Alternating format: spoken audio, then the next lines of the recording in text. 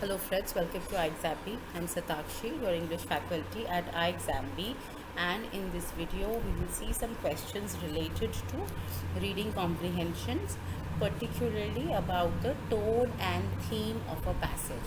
So we will find out how do you find the tone of a passage and the theme of a passage. So friends, these questions or this topic will be beneficial for you if you are appearing for your IBPS RRB Scale 2 or your IBPS RRB Scale 3 officer for Scale 2, particularly for GBO. So friends, if you also come across questions where you have been asked about the tone and theme of a passage. Now when we talk about the theme of the passage, firstly you have to see that what is the underlying meaning of the passage. Alright, then you can also see that what does the author want to convey. If you are able to find out this, then you will be able to know the theme of the passage. Also, while finding the theme, you have to look for the bigger idea. That is, sometimes small phrases may say something, but all those small phrases may point towards a bigger idea or a bigger theme, right? That will be the theme of the passage. All right. Also, what is helpful while finding the theme of the passage is that you should spot repetition of ideas or repetition of words. That can also be helpful for you. Now, what is the tone? It means that how do you feel after reading the passage. All right, now you should refer to the options and see that which is the closest option to how you have felt after reading the passage, right? And if you're not able to find that, then you have to read the passage again. Generally it takes around 2 good reads of the passage to find the tone. All right, now also what can be helpful is spotting for the adjectives and adverbs and seeing that what kind of adjectives and adverbs are used. If they are positive, then the tone will be towards the positive sides. If these adjectives and adverbs are used in the negative sense or a very complaining sense or angry, that will also help you identify what is the tone of the passage. Now you can also see that how a sentence is framed. Now if you feel that the sentence could have been framed in a different way, suppose a sentence is framed in a biased way, something the author is biased towards one opinion, but if you feel that no, this sentence can be framed in another way in which it is supporting the other opinion or it is countering the opinion of the author, then you are clear that yes, this author is being biased towards this idea or this person, right? So when you know that the framing of a sentence can be done in different ways, then you can compare that new formation with the formation that the author has used. All right, so this can also help you find the tone of the passage. Now a tone of the passage can either be narrative, which means that you will be able to answer what's next, right? It can either be descriptive, which means that event and everything will be described, giving you visual impressions, or it may be humorous, that is funny, or it may be jovial, that is cheerful, or the tone may be sarcastic, highlighting sarcasm. Then it may be critical, that is pointing towards things or fault finding, or maybe in-depth analysis has been done, then you say the tone to be critical. Maybe cynical, that is the author is being doubtful and pessimistic. It may be nostalgic, means pertaining to nostalgia. It may be harsh or severe, that is some very crude language or some very crude words have been used to express your dislike. Then it may be indignant, which means that anger is expressed in a passage, right? It may be belligerent, means it is hostile or aggressive. It may be biased, means supporting one side or favoring something or someone. It may be dogmatic, means pertaining to some religious or authoritative dogmas, right? Also the dogmatic tone, you can find that the author is being fanatical and he has certain strict rules or strict point of views towards some certain issues, right? Or the tone can be euphemistic, which means that metaphors are used and the anger or dislike is expressed politely. It is not expressed really in anger. So an introspective is when you're asked, the author wants to look within, right? Then your introspective tone is used. Laudatory is when the author is praising something or someone. Now these are some of the examples of tones. There can be many other tones as well, and we will see a few now as we move ahead in the video.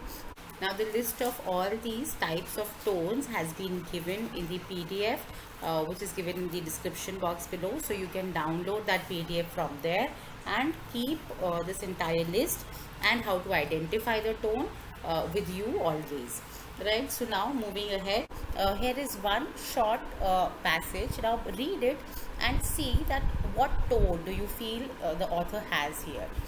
Now pause the video, you may read and then come back to the video. So it says that I entered and beheld my stray lamb seated on the hearth, rocking herself in a little chair that had been her mother's when a child. Her hat was hung against the wall, and she seemed perfectly at home, laughing and chattering in the best spirits imaginable. To Hareton, now a great, strong lad of 18, who stared at her with considerable curiosity and astonishment, comprehending precious little of the fluent succession of remarks and questions which her tongue never ceased pouring forth. Now, when you read this, you know that the author is trying to create a picture in your mind by saying that the author entered the room, he beheld a stray lamb, the lamb was seated on a hearth, the lamb was rocking herself in a little chair, that chair earlier was of her mother's. So this is how the author wants you to picture the entire scenario that the author is seeing, right? Now it says what is the tone of the passage. So now here friends, since the author has made us imagine everything that he was seeing, it may either be descriptive or narrative, but since the entire picture that has been created, it involves the author himself, and we are seeing the entire picture from the eyes of the author. He is narrating what he is seeing, then the tone will be classified as narrative.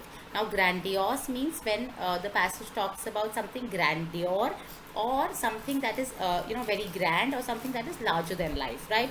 And speculative means when something is being speculated or forecasted, right? So none of this is happening in the passage, so narrative is the correct answer here. Now this is another such passage. Please pause the video and read this and see if you're able to find that what is the theme here. Now it says that 4 km past Tatapani on the spiraling climb to Chindi is a signboard announcing Shivji Ka Gufa. A 2 km detour brings you to a tea stall at Saror and the tea stall's interesting owner Tarachand Verma. From here you take the cemented footpath to the ancient Lingam dotted cave 2460 feet away.